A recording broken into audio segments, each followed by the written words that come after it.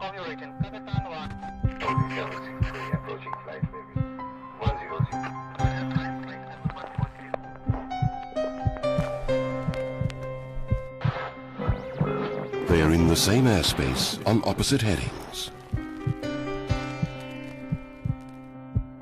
The probability of their colliding in mid-air is 1 in 100 million.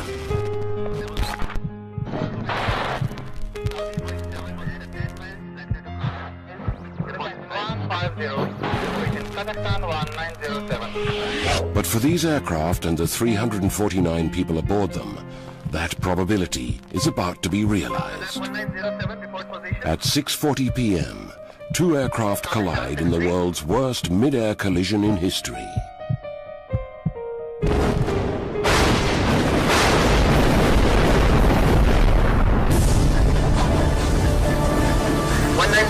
Delhi,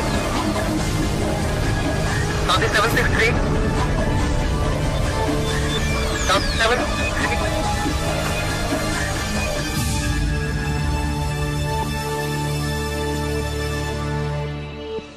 The Indira Gandhi International Airport, New Delhi, India. November the 12th, 1996. The evening shift started as any other would. 5:30 was a demanding time for the air traffic control tower.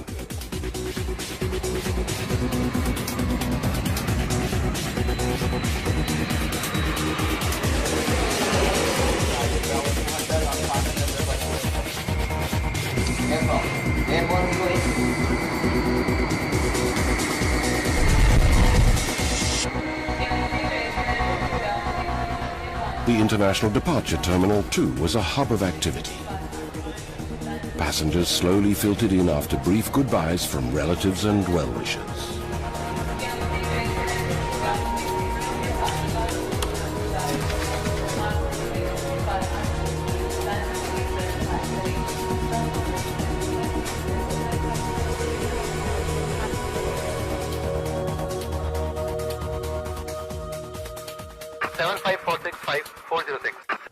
The evening also started, as any other day would, for V.K. Dutta, a senior air traffic controller. He was about to finish his regular shift. His responsibility was to guide all incoming traffic to Delhi Airport. On November the 12th, 1996, he was also responsible for all outgoing traffic.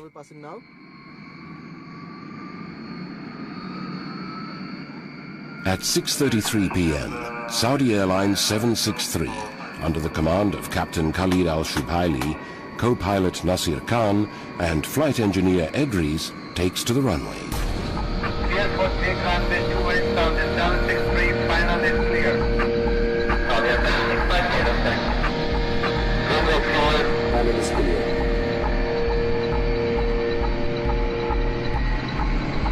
V1 rotate.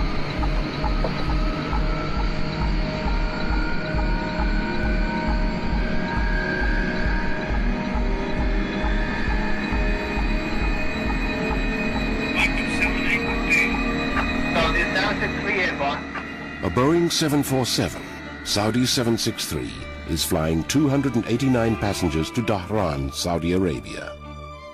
At approximately the same time, flying into Delhi from the former Soviet Republic Kazakhstan is Kazakhstan Airlines 1907.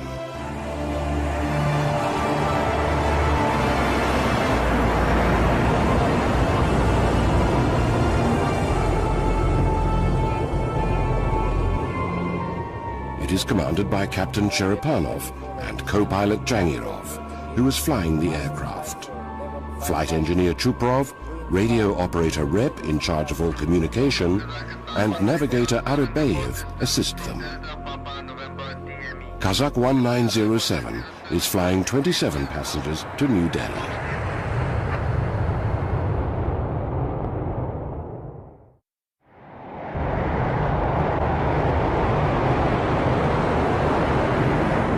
Three minutes after takeoff from Delhi Airport, on board Saudi 763, 16-year-old Sarab and 14-year-old Gaurav are excited.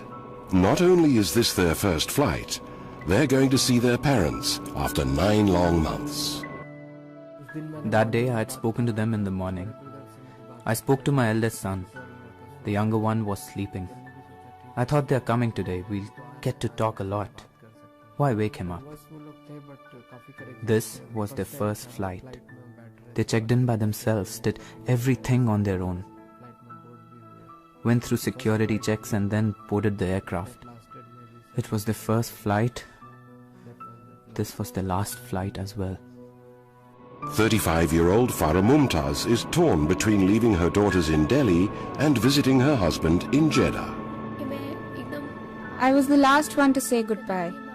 When I hugged her, she told me to behave and not trouble anyone. My mother was leaving for 15 days. We had never stayed away from her for that long. We were crying when she left home. I don't know why, but I felt that this was the last time I was seeing her.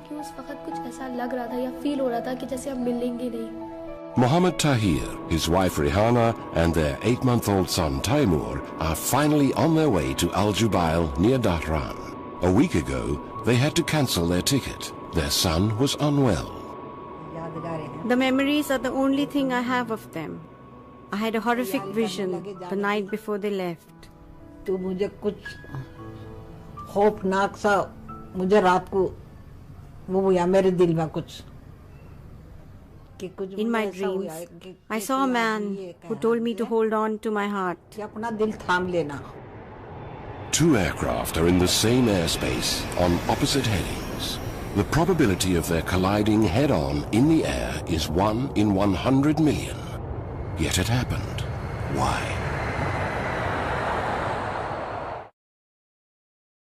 Bilateral collision accidents can take place due to pilots not adhering to ATC instructions, number one. Number two, error in the instrument readings. Number three, erroneous instructions by the air traffic controller. Saudi 763 approaching flight level 100 for higher. Roger, climb flight level 140.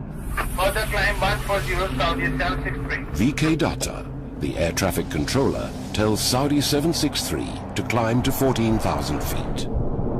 Delhi approach, good evening. Kazakhstan 1907. Now passing 230 for 180. Roger. Kazakh 1907, descend to flight level 150, report reaching.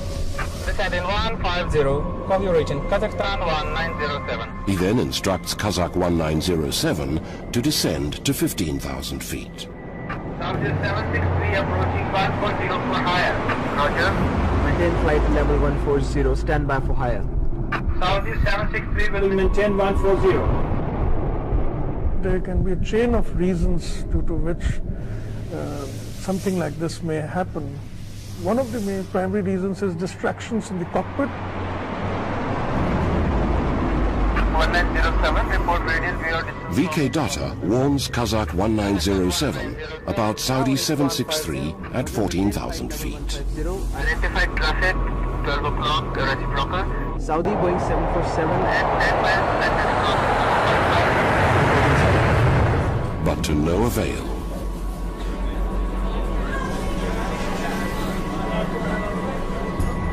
At 6:40 p.m., the seemingly impossible happens.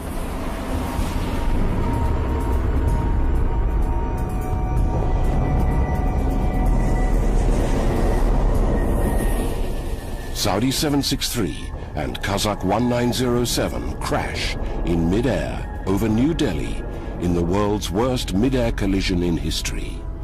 349 lives are lost in a split second.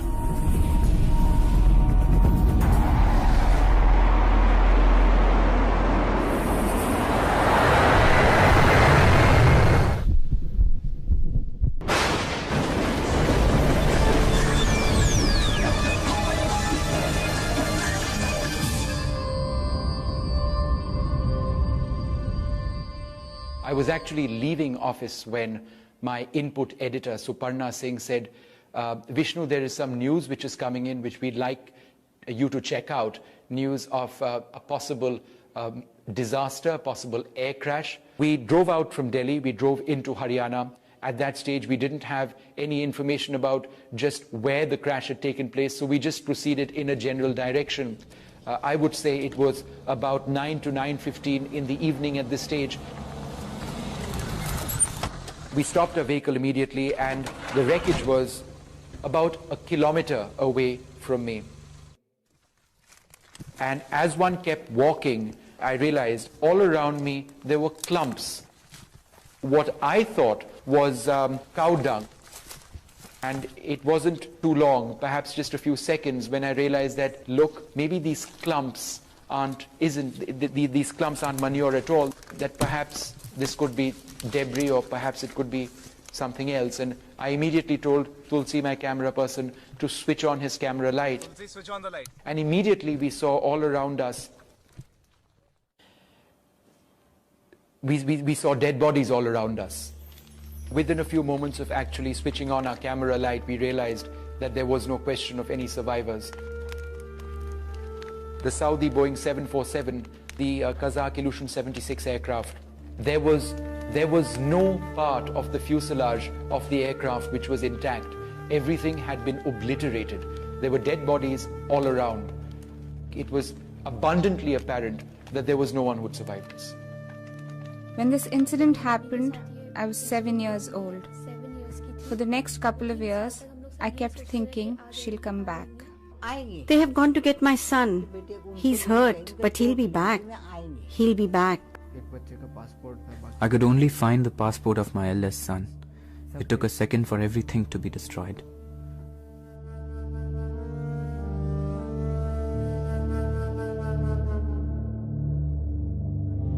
There were no survivors.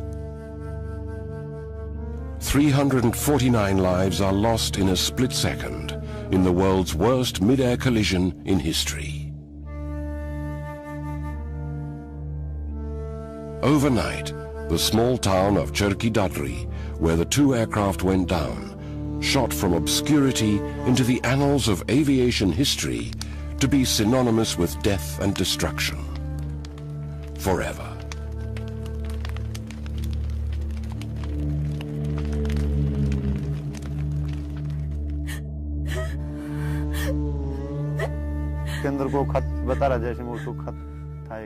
I found a letter in the crash site. A girl had written to her brother, "Get me a nice dress and a pen when you get back. Come back soon."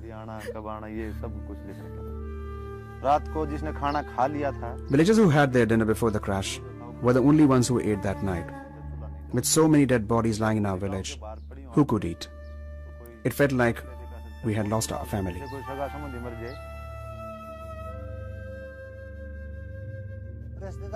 Relatives came looking for their people. They asked us to help, but how could we identify them? They were beyond recognition. Some of them couldn't speak. Their pain was evident.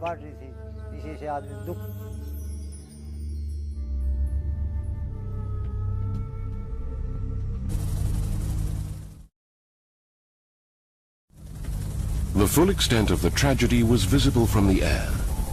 The wreckage of the two aircraft was spread over 7 kilometers. Whatever was left of Saudi 763 was either buried in the ground or lay scattered in tangled heaps of molten metal. And they too told a story. They told the investigators how the Boeing 747 disintegrated in mid-air. 747 had lost its tail plane, went out of control, spinning violently, whereby the wings separated and the 4 engines fell miles apart. Kazakh 1907 had survived in bits and pieces. The cockpit shattered, but the burnt instrument console was still intact. Charred remains of its fuselage stood as a lone witness to a startling fact that the aircraft had not disintegrated in mid-air. So that means that it had some flyability until very close to the ground, but it broke after impact on the ground. Primary investigation of the wreckage suggested 2 points of impact. The 747, I believe, was fairly straight and level, whereas the Kazakh aircraft was a slightly bank turn and offset slightly, so that the wings contacted each other first. One wing off of the Kazakh aircraft, and certainly the tail off of the 747, and that led to the crash. And as far as the altitude of impact was concerned, the only clue was from one of the altimeters of Kazakh 1907 found in the wreckage. It was frozen at 14,895 feet. It could be anything. There are so many evidences which are to be collected and to be compiled and studied, analyzed, and we were mostly interested in now looking for the black boxes, which are the prime evidence material for any aircraft accidents. The two black boxes were found the day after. The Indian Court of Inquiry, the investigation agency, sealed the black boxes and sent them for decoding. While Kazakh 1907's black box would be decoded in Moscow, Saudi 763's black box would be decoded in the United Kingdom.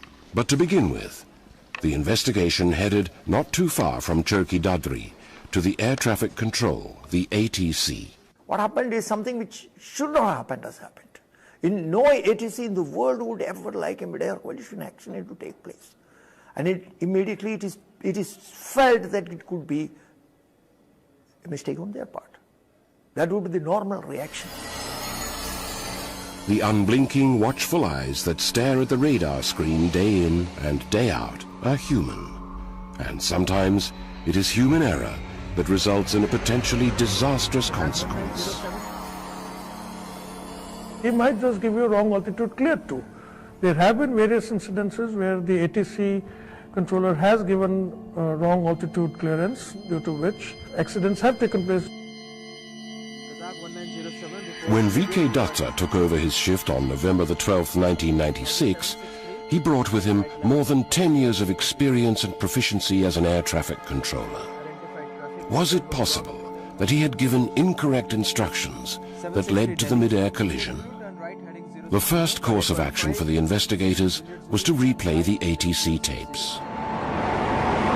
8 minutes from impact, Saudi 763, after takeoff, contacts VK Datta. Saudi 763 airborne. Saudi 763 identified on departure. Climb flight level 100 initially, stand by for higher. Initially flight level 100, stand by for higher. Saudi 763. He asks them to climb to flight level 100 or 10,000 feet. Kazakh 1907 is close to 23,000 feet. 6 minutes from impact, Kazakh 1907 at 23,000 feet contacts him. Kazakhstan 1907. Roger, Kazakh 1907, descend to flight level 150, report reaching. Descend in 150, call you reaching Kazakhstan 1907. VK Datta clears descent to flight level 150 or 15,000 feet. Saudi 763 is close to 10,000 feet. 4 minutes from impact, Saudi 763, now at 10,000 feet, contacts him for further ascent. 100 for higher. Roger, climb flight level 140. Further climb 140, Saudi 763. VK Datta clears ascent to flight level 140, 14,000 feet. Kazakh 1907 is now at 15,000 feet. 1.5 minutes from impact, Saudi 763 asks VK Datta for further instructions. Approaching 140 for higher. Roger, maintain flight level 140, stand by for higher. Saudi 763 will maintain 140. He asks them to maintain 14,000 feet till further notice. Kazakh 1907 is at 15,000 feet. Two aircraft are in the same airspace on opposite headings. Saudi 763 is at 14,000 feet. Kazakh 1907 is at 15,000 feet. 1,000 feet separates them. That's safe enough, according to ICAO, the International Civil Aviation Organization. But shouldn't VK Datta warn them of each other? He does. 1 minute from impact, VK Datta warns Kazakh 1907 Saudi Boeing 747 of Saudi 763 at 14,000 feet, 8 miles in front of them. But he does not warn the Saudi aircraft. The requirement doesn't say that. But should not take it for granted when two blips are merging that they are vertically separated. Ensure they are vertically separated by repeat messages. But the fact remains that VK Datta was a silent spectator to the mid-air collision. Kazakh 1907 report position. He had told the aircraft to stay at separate altitudes. Kazakh 1907 report position. He was assuming that they would pass each other safely. They had 1,000 feet between them.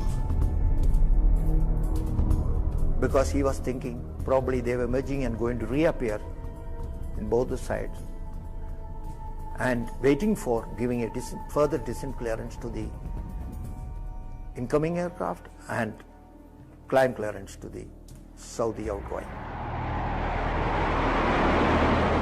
It was evident that one of the aircraft, or both the aircraft, had breached its assigned flight level. By how much?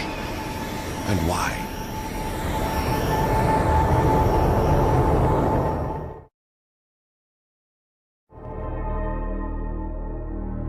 Three months after the accident, on a cold February morning in Moscow, the black box of Kazakh 1907 was cut open. The investigators heard the voices of the Kazakh crew for the first time. Kazakh 1907, report radial view, this is the immediate department member. Kazakh 1907 now reached 1500, 46 miles from Delta Papa November, radio 610. Roger. Maintain flight level 150, identify traffic, fellow prop, reciprocal, Saudi, Boeing 747 at 10 miles, likely to cross to another 5 miles. Report if inside. Maintain 150, Kazakh 1907. It was clear from the tape that the air traffic controller instructed the Kazakh crew to stay at 15,000 feet. He also told them to look out for the Saudi aircraft and to report back once they had sighted it. The turning point of the investigation was when the digital flight data recorder that records altitude, speed and other technical parameters was decoded. It ruled out technical malfunction. The altitude of impact could not be calculated with accuracy. It had a huge margin of error. But the graph revealed a startling fact. Kazakh 1907 had descended below 15,000 feet. This was a point which we all had in our mind at the time. Why? If a pilot is told to maintain certain level and if he doesn't maintain, there must be some reason for it. You can argue that the crew made an error and just descended, but it's the puzzling part is building up why, in fact, if they made an error, why they made an error, and trying to piece that together. The possible answer to that question lay with the sole eyewitness to the mid-air collision, Captain Timothy J. Place of the United States Air Force. He was flying into New Delhi Airport at the same time. He had seen the collision from 20,000 feet. We descended down beneath 20,000 feet. On the arrival, it was about dusk, and we noticed out of our right-hand side a large cloud lit up with an orange glow. At first, we thought it would be lightning, but the glow stayed and became brighter in intensity, lit up the area very bright. Two fireballs seemed to appear heading in our general direction, not in our immediate vicinity, diverging away from each other.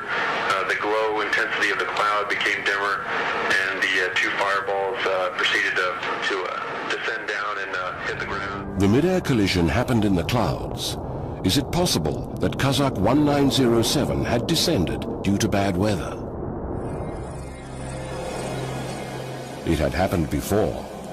On December the 19th, 1973, the Delhi airport is enveloped in a thick fog. Visibility is down to 1,000 meters. A Lufthansa Boeing 707 undershoots the runway and crash lands 1,500 feet short. The Inquiry Commission finds out that the co-pilot who was flying the aircraft did not monitor the descent adequately.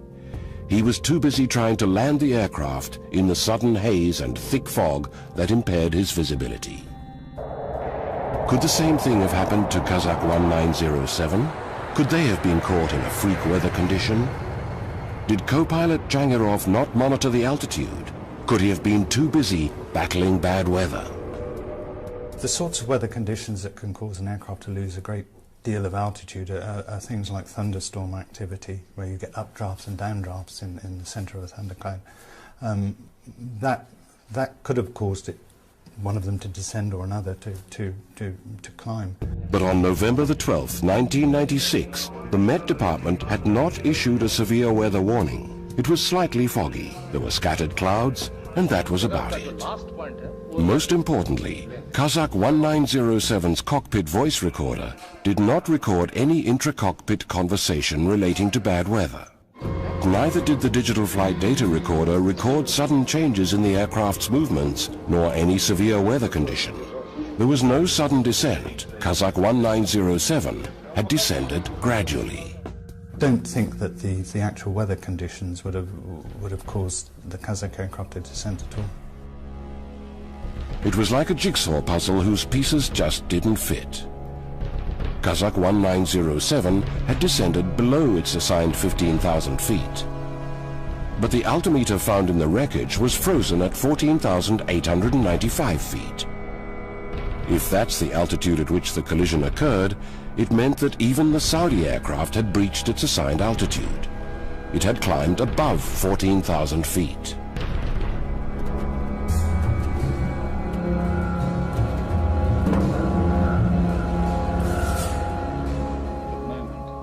Now, all the answers lay in the black box of Saudi 763. At the Aircraft Accident Investigation Bureau in Farnborough in the United Kingdom, the black box of Saudi 763 was cut open. The investigators heard the voices of the crew of Saudi 763 for the first time. It was clear from the tapes that the air traffic controller had instructed the Saudi crew to climb to 14,000 feet and stay there until further notice. Saudi 763's digital flight data recorder was analyzed. The altitude of impact was 14,000 feet. The margin of error was plus or minus 120 feet. Saudi 763 did not ascend above 14,000 feet. Kazakh 1907 had descended below 15,000 feet. Why had Kazakh 1907 come down? Why was one of the altimeters in the Kazakh aircraft frozen at 14,895 feet? What could possibly be the explanation for it? What had happened in the cockpit of Kazakh 1907? It has been 5 years since the dissolution of the Soviet Union. The Commonwealth of Independent States are struggling to stabilize their economies amidst a politically volatile environment. Their airlines are no different. Kazakhstan Airlines, the state-owned airline of the country, has a bad safety record. It flies rickety aircraft, sometimes with a cockpit crew not conversant with flying outside the former Soviet Union. There have been numerous crashes and near misses, 3 in 1995 itself. But as far as Kazakh 1907 is concerned, the Ilyushin jet did not have any technical snags, and the crew was well conversant with flying outside the former Soviet Union. In fact, Captain Cherepenov had 708 hours of flight time on international routes. Co-pilot Jangirov, the pilot flying, had 207 hours. Flight engineer Chuprov had 1,178 hours. Radio operator Rep had 645, and navigator Arabayev had 581 hours of flight time on international routes. How is it possible that a crew with such experience did not level the aircraft at the assigned altitude of 15,000 feet?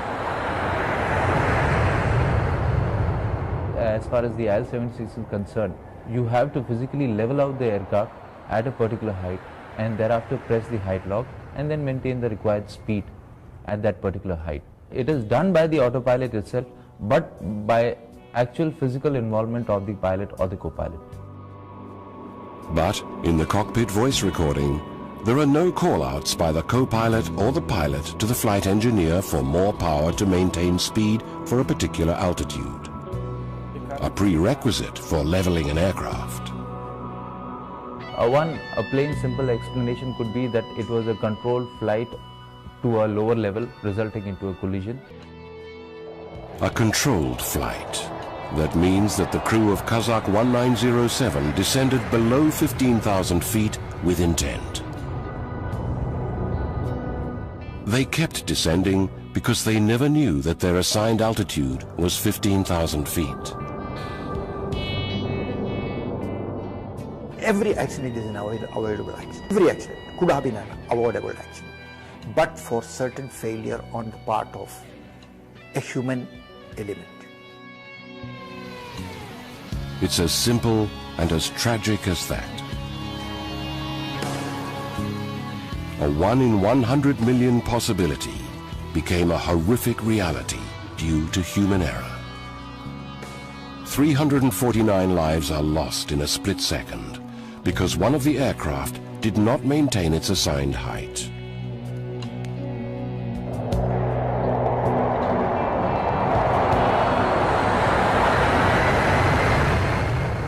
How could it all have happened?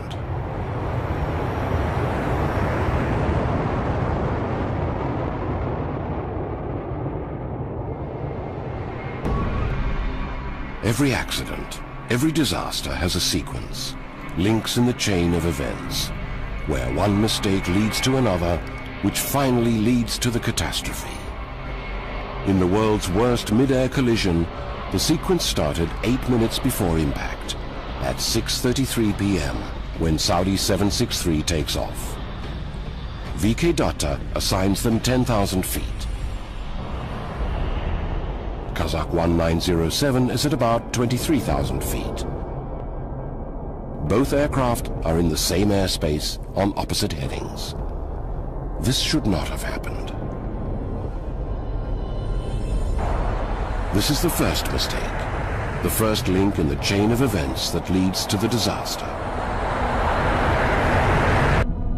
To avoid this, the airspace above Delhi Airport should have been unidirectional. There should be 2 separate air corridors, one for the departing aircraft and the other for arriving aircraft. Then 2 aircraft on opposite headings would never share the same airspace. But this wasn't the case at Delhi Airport. There just wasn't enough room. Part of the airspace is reserved for the Indian Air Force. Why do we always have to wait for any kind of disaster, a catastrophic disaster? Can't we do it before so many innocent lives are lost?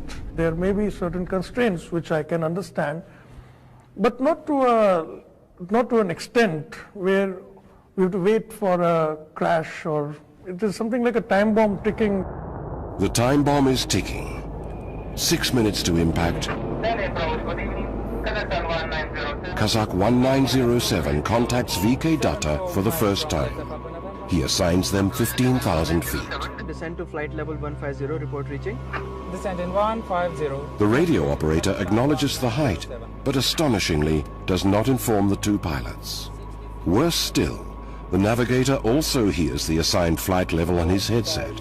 He is heard converting it to meters for the 2 pilots, but neither of them acknowledges the assigned height.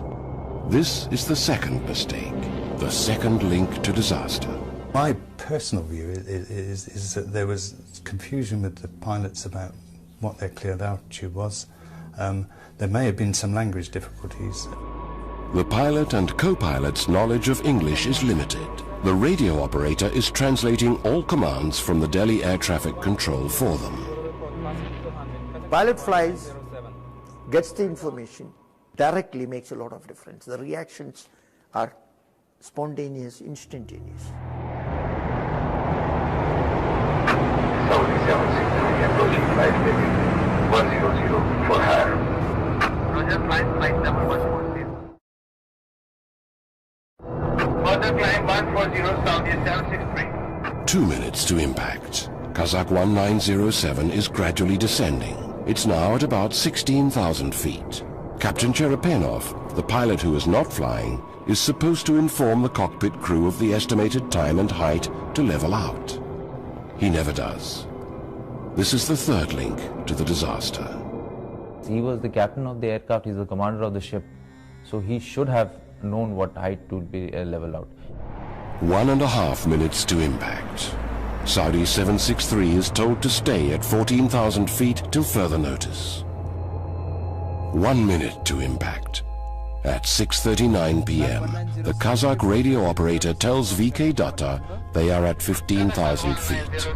Now reached 150. This is another extraordinary error. In reality, they are at 16,300 feet. The altimeter is on the front instrument console. The radio operator may not have seen it. This is the fourth link to the disaster. Seconds before impact, VK Datta tells Kazakh 1907 about Saudi 763 in front of them. 747 at 10 miles, set across another 5 miles. Report in sight. Kazakh 1907 is already below 15,000 feet. By the time he completes the transmission with the radio operator of Kazakh 1907, the aircraft is at 14,500 feet. Gradually descending, it enters into a cloud layer.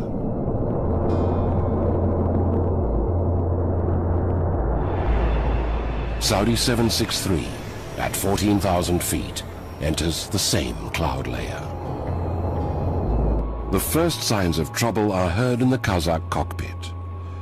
The captain asks for the assigned flight level for the first time. Flight level have been ordered. Kazakh 1907 is still descending, now at about 14,100 feet.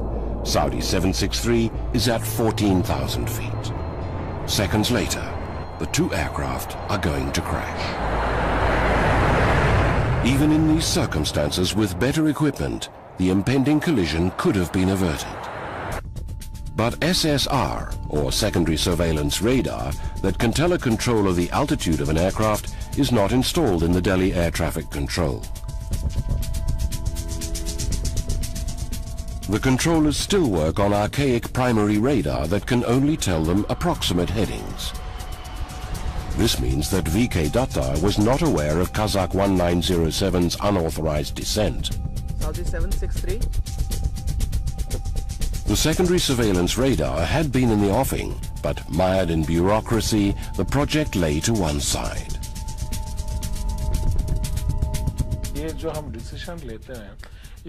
There are too many channels to go through, hurdles to cross, so these things take time.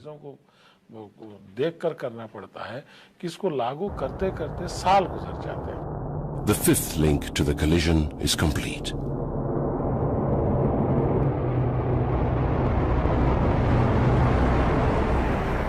Seven seconds before impact, a tragic sequence of events unfolds in the Kazakh cockpit. The flight engineer realizes that the aircraft has descended below 15,000 feet, their assigned flight level. He probably tries to accelerate to climb, but the captain asks him to hold on and not to accelerate. The flight engineer responds by calling out, "Holding." Holding. What I feel has happened at that point of time is that the engineer has realized that the aircraft has gone below 150. He has started opening power, anticipating the next moment I will get a call for climbing or accelerating. But the captain is not yet sure, or maybe he's made a gesture to the flight engineer that hold the power. Kazakh 1907 holds its course. It keeps descending.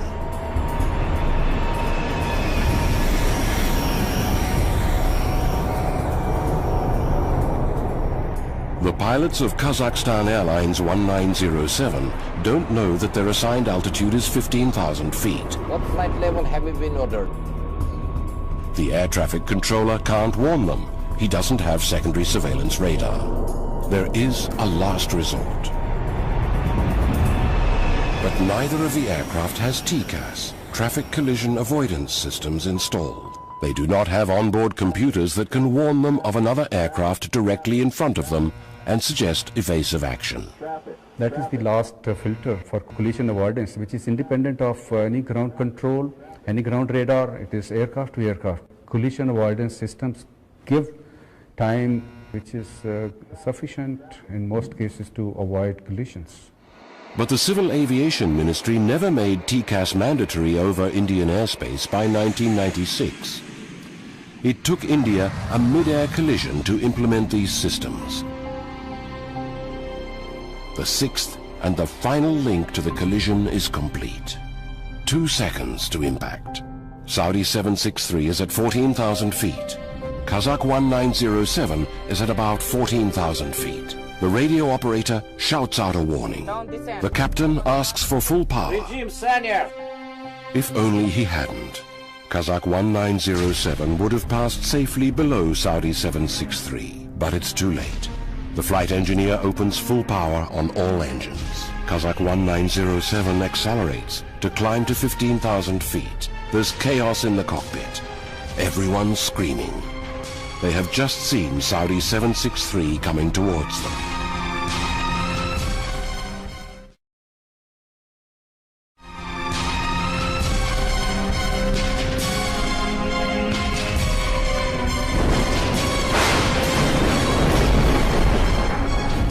At 6:40 p.m., 14,000 feet over Cherki Dadri, the left wing of Kazakh 1907 crashes into the 2 left engines of Saudi 763. Saudi 763 catches fire instantaneously. It goes into a nosedive. Spinning violently, Saudi 763 disintegrates in mid-air. The last recording in the Saudi cockpit is a prayer.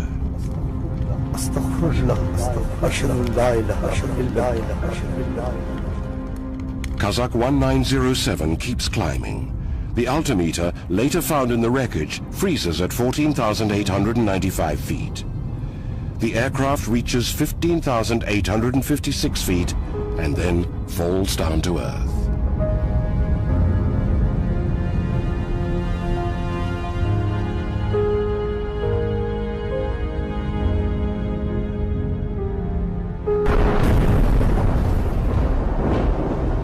"349 souls, 349 dreams, and 349 hopes are extinguished in a split second."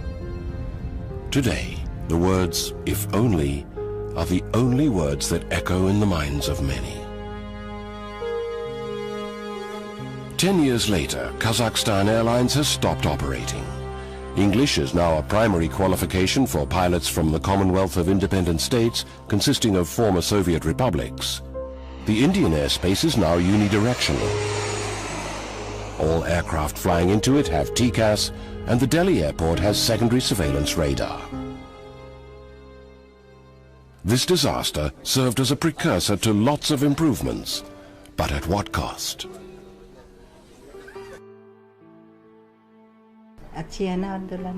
Isn't my daughter-in-law beautiful?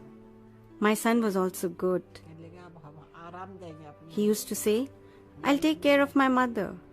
She took care of all of us, all our lives, gave us a good education, brought all of us up." He used to say very nice things. I dream of him.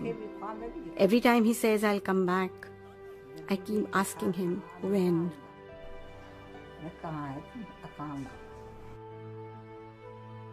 It is very difficult in life to lose young children. I only have their memories now. Even though it hurts me a lot, I definitely want to keep these memories. I planned so many things for myself, for my life. Everything finished in 1 second. मेरी mummy जहाँ तक लोग बोलते हैं कि बहुत ही अच्छे nature की थी.